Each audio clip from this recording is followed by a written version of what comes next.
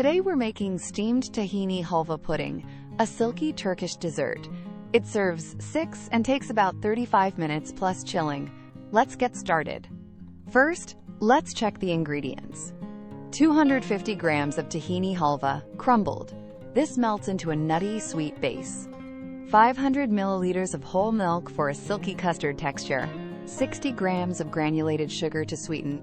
30 grams of cornstarch for a gentle set. 20 grams of rice flour for a smooth finish.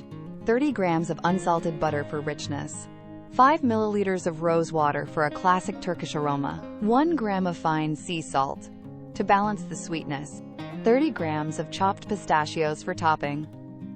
1 gram of dried edible rose petals, optional, for a floral garnish. Now we'll begin preparing the recipe.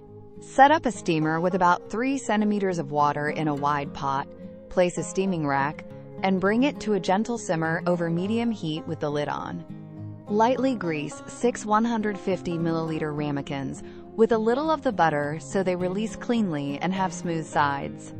In a saucepan off the heat, whisk together 500 milliliters of milk, 60 grams of sugar, 30 grams of cornstarch, 20 grams of rice flour, and 1 gram of fine sea salt until perfectly smooth.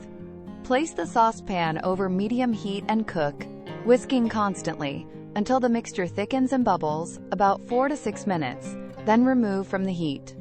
Off the heat, whisk in 30 grams of unsalted butter until it melts completely and the custard looks glossy.